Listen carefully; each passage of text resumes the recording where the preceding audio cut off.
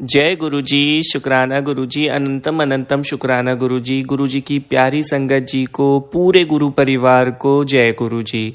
संगत जी, आज जो सत्संग में आप सबके साथ शेयर करने वाला हूँ वो एक गुरुजी की प्यारी भक्त जी का है। बहुत ही प्यारा, बहुत ही डिवाइन, बहुत ही मोटिवेशनल सत्संग है, इसलिए एंड तक जरूर सुनिएगा, क्योंकि कहते हैं जो भी सत्संग सुनाता है या सुनता है दोनों को गुरुजी की ब्लेसिंग्स मिलती है, दोनों को गुरुजी बहुत सारा आशीर्वाद देते हैं और कई बार गुरुजी हमारे सवालों के जवाब सत्संग के माध्यम से भी देते हैं। तो एंड तक जरूर सुनिएगा। हो सकता है आपकी कोई बहुत बड़ी प्रॉब्लम सत्संग सुनने के बाद हल हो जाए, या आपकी जो भी प्रॉब्लम है उसका उपाय सत्संग में हो।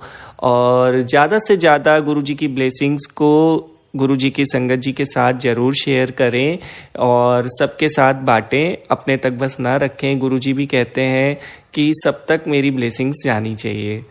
संगत जी, आज जो सत्संग में आपको सुनाने जा रहा हूँ, स्टार्ट करने से पहले गुरुजी का मंत्र जाप करेंगे। ओम नमः शिवाय, शिवजी सदा सहाय। ओम नमः शिवाय, गुरुजी सदा सहाय। ओम नमः शिवाय, शिवजी सदा सहाय। ओम नमः शिवाय, गुरुजी सदा सहाय। संगत जी, आंटी जी कहती हैं, मैंने पहली बार गुरुजी के बारे में इंटरनेट पर पढ़ा था जब मैं वर्ष 2013 में लाइफ पॉजिटिव नामक पत्रिका में गुरुओं पर एक फीचर देख रही थी। इनमें अविश्वसनीय अनुभव थे। लोग केवल लंगर खाने से ठीक हो जाते थे। मैंने गुरुजी के बारे में अधिक जानने के लिए गूगल किया, लेकिन मेरी यात्रा उससे बहुत पहले अप्रैल 2012 में शुरू हो गई थी। मैंने अपनी बेटी को जन्म दिया था जब मुझे एक भविष्य सूचक सपना आया जिसे मैं अभी भी याद करती हूँ। मैंने एक व्यक्ति जो गुरुजी जैसा था को मुझे पर्याप्त नींद लेने और फल खाने के लिए कहते हुए देखा। फिर उन्होंने मुझे एक शिवलिंग पर मत्था टेकने के लिए भेजा। अस्पताल में रहने के कुछ समय बाद मेरी पीठ के निचले हिस्से पर एक फोड़ा हो गया। यह एंटीबायोटिक दवाओं के प्रति प्रतिरोधी था और इसे मेथिसिलिन प्रतिरोधी स्टेफिलोकोकस ऑरियस MRSA संक्रमण के रूप में पहचाना गया। कुछ महीनों में बैक्टीरिया ने मेरी नाक तक अपना डेरा जमा लिया। अस्पताल में फोड़े को निकाल दिया गया और कुछ एंटीबायोटिक दवाइयों से संक्रमण ठीक हो गया। मैं जल्द ही MRSA से मुक्त हो गई, लेकिन गर्भ अवस्था के बाद का समय मेरे लिए कष्टकारी रहा। मेरे पति के साथ मेरी बहस होती थी और मुझे कोई भावनात्मक समर्थन नहीं मिलता था। मैं एक नई माँ थी जो घर पर उदास, उपेक्षित और अकेली थी। थोड़ी देर बाद मैंने एक भक्त से संपर्क करने का साहस जुटाया जो अपने घर पर साप्ताहिक सत्संग आयोजित करती थी और मैंने उसके सत्संग में शामिल होने की इच्छा व्यक्त की। मैं किसी अजनबी से बात करने में झिझक रही थी क्योंकि मैं उसे शायद ही जानती थी। साथ ही में मैं गाड़ी नहीं चला सकती थी और मेरे पास परिवहन का कोई साधन नहीं था। वह मेरे घर पर आकर मुझे गुरुजी की एक तस्वीर देना चाहती थी। आखिरकार मैंने स्काइप के माध्यम से अपना पहला सत्संग ऑनलाइन अनुभव किया। दुर्भाग्य से एक ऑडियो गड़बड़ी के कारण मैं उस दिन बजाए जा रहे किसी भी शब्द को सुन नहीं सकी और इसके बजाय पृष्ठभूमि में इलेक्ट्रॉनिक शोर सुन सकी। मैंने बस अपनी आंखें बंद कर ली और वहीं बैठी रही और सोचती रही कि गुरुजी की कृपा और आशीर्वाद मेरे साथ है। भले ही मैं शारीरिक रूप से सत्संग में शामिल नहीं हो सकी। उसी समय मेरे पिता गंभीर रूप से बीमार पड़ गए और उन्हें दूसरा लकवाग्रस्त स्ट्रोक हुआ। कुछ महीनों के समय में उनका निधन हो गया। मुझे उनकी मृत्यु के बारे में पहले से ही पता था। जिस दिन उनका निधन हुआ, मुझे सुबह सुबह एक सपना आया। मेरे पिता ने सफेद वस्त्र पहना हुआ था और मुझसे कहा कि उन्हें मेरे पति और ससुराल वालों के साथ मेरी परेशानियों के बारे में पता है। मैंने उन्हें कुछ खाने को दिया और अचानक मुझे एहसास हुआ कि वे अब नहीं रहे। मैंने उनसे कहा कि वे शांति से चले जाएं और प्रार्थना की कि ईश्वर का प्रेम उन्हें घेरे रहे। मैं उस सपने से अपने भाई के फोन कॉल से जागी।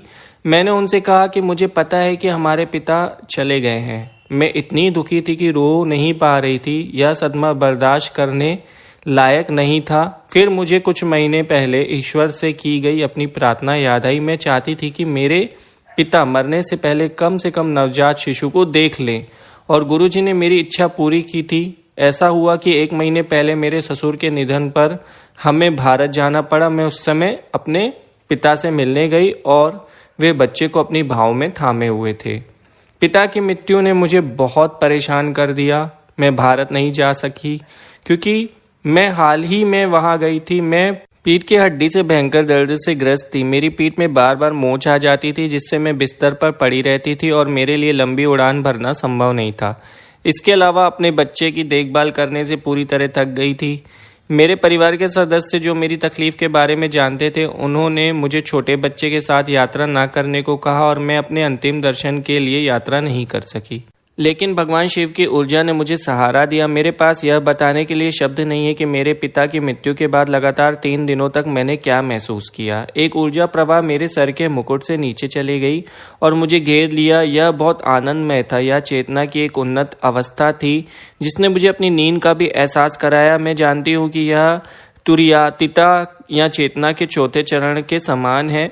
मैं अपने आप को उस तीव्र दुख से मुक्त करने में सक्षम थी जो मैंने महसूस किया था और पारलौकिक चेतना की एक परिवर्तित और उन्नत अवस्था में प्रवेश किया। मैं जानती हूँ कि केवल महायोगी भगवान शिव ही ऐसा अवस्था प्रदान करने में सक्षम है। मैं इसका पूरा श्रेय गुरुजी की कृपा को देती हूँ जिसने मुझे दुख से ऊपर उठने और अपनी आत्मा को हल्का करने में मदद की। आज मुझे विश्वास है कि हालांकि मेरे पिता अब नहीं रहे लेकिन वे एक बेहतर जगह पर हैं या अपने जीवन के बाद एक बेहतर दुनिया प्राप्त कर चुके हैं और गुरुजी उनकी देखभाल कर रहे हैं। मेरे पिता की मृत्यु के बाद मैंने अपने सपनों में अजीबोगरीब चीज़ों का अनुभव किया, ऐसे लोगों की यात्रा जिन्हें शब्दों में व्यक्त नहीं किया जा सकता। मन अपनी सभी सीमाओं के साथ अस्तित्व के ऐसे तरीकों को नहीं समझ सकता, लेकिन मुझे पता है कि ऐसे संसार मौजूद हैं। कुछ महीनों में जिस भक्त से मैंने शुरू में संपर्क किया था वह मेरे घर आई और मुझे गुरुजी की 2 तस्वीरें और एक लॉकेट भेंट किया। वह अपने साथ मिठाई का एक पैकेट लाई थी। मेरे लिए वह गुरुजी का प्रसाद था क्योंकि एक भक्त ने गुरुजी की तस्वीर के साथ भक्ति पूर्वक इसे लाया था। मैंने अपने पति को इसे खाने को कहा और मेरे बच्चे ने भी, जो असामान्य था क्योंकि वह कभी मिठाई नहीं खाता। कनेक्टिकट के एक पड़ोसी शहर में एक बड़ा सत्संग आयोजित किया गया था जो मेरे घर से काफी दूर है। चूंकि यह सप्ताहांत पर था इसलिए मैंने अपने पति से अनुरोध किया कि वे मुझे एक भक्त के घर छोड़ दे जो मुझे साथ ले जाने के लिए सहमत हो गए थे। लेकिन सत्संग से एक रात पहले मेरे पति, जो पहले सहमत हो गए थे, ने अपना विचार बदल दिया, यह कहते हुए कि मुझे छोड़ना बहुत परेशानी भरा था। मैं दुखी हो गई थी, सत्संग में शामिल नहीं हो सकी और खुद को यह सोचकर सांत्वना दे रही थी कि गुरुजी की इच्छा थी। किसी तरह मुझे लगा गुरुजी मुझे डाक से प्रसाद भेज देंगे और ठीक वैसा ही हुआ। मुझे प्रसाद मिला, मिठाई के 4 टुकड़े, साथ में एक गाय की तस्वीर, भगवान शिव के वाहन नंदी की एक छोटी सी कैलेंडर तस्वीर। सत्संग के दौरान दोपहर को एक इस्कान गौशाल से, जो कोई भी अमेरिका में रहता है वह जानता होगा कि डाक से किसी भी तरह का प्रसाद मिलना कितना दुर्लभ है, खासकर जब आपने इसके लिए कहा ना हो। फिर भी मैंने ऐसा किया, पूरी तरह से गुरुजी की कृपा से। आज मेरी पीठ की हड्डी का दर्द दूर हो गया है और मेरी पीठ की मोच अभी तक वापस नहीं आई है। मुझे कुछ स्वास्थ्य संबंधी परेशानियां हैं और मैं जानती हूं कि गुरुजी की कृपा से ठीक हो जाएंगे। मैंने अभी तक एक भी सत्संग में भाग नहीं लिया है या पवित्र लंगर भी नहीं खाया है। कभी कभी मैं तीव्र दुख, भय, संदेह और चिंताओं से ग्रस्त हो जाती हूँ और प्रार्थना करती हूँ कि गुरुजी मेरा ध्यान रखे और मुझे पर अपनी कृपा करें। मैं बड़े मंदिर जाने के लिए तरसती हूँ और मेरा दिल गुरुजी के लिए तड़पता है। कभी कभी मुझे लगता है कि मेरे गुरुजी के साथ मेरा संबंध निंद्रा में चले गया है और केवल एक सद्गुरु ऐसे फिर से जगा सकते हैं। मैंने जो कुछ भी अनुभव किया वह गुरुजी की दिव्यता की मात्र झलकियां हैं। संपूर्ण अस्तित्व अपने भागों के योग से बड़ा है। मैं भगवान की रचना का केवल एक छोटा सा हिस्सा हूँ। गुरुजी की महिमा और रहस्य को समझने के लिए बहुत छोटी हूँ। मैं प्रार्थना करती हूँ कि गुरुजी मुझे अपने पाले में स्वीकार करे और मुझे और मेरे परिवार, मेरे पति और ससुराल वालों को अपने प्यार भरे पंखों के नीचे ले ले और मुझे अपनी भक्ति के योग्य बनाए। गुरुजी मैं नहीं जानती कि आपको कैसे प्राप्त किया जाए। मैं प्रार्थना करती हूँ कि आप मुझे रास्ता दिखाएं और पूरी यात्रा में मेरे साथ रहें। मैं अपना पूरा अस्तित्व आपको समर्पित करती हूँ मेरे गुरुजी और विनम्रता पूर्वक आपकी कृपा और आशीर्वाद की भीख मांगती हूँ। जय गुरुजी। बहुत ही प्यारा, बहुत ही मोटिवेशनल सत्संग था। आंटी जी आपका बहुत ही ब्लेसफुल सत्संग था। बहुत बहुत शुक्रिया सत्संग शेयर करने के लिए। संगत जी अगर आप भी अपना सत्संग शेयर करना चाहते हैं तो डिस्क्रिप्शन में मेल आईडी है, वहां आप भेज दीजिए, उसे जरूर शेयर किया जाएगा। और ऐसे ही प्यारे प्यारे ब्लेसफुल सत्संग सुनने के लिए गुरु जी के चैनल को सब्सक्राइब करिए एंड बेल आइकन नोटिफिकेशन को ऑन कर दीजिए ताकि आप तक नोटिफिकेशन आते रहे। और संगत जी आज हम सत्संग को यहीं विराम देंगे। जाने से पहले गुरु जी का मंत्र जाप करेंगे। ओम नमः शिवाय, शिव जी सदा सहाय। ओम नमः शिवाय, गुरु जी सदा सहाय। ओम नमः शिवाय, शिव जी सदा सहाय। ओम नमः शिवाय, गुरु जी सदा सहाय। जय गुरु जी संगत जी।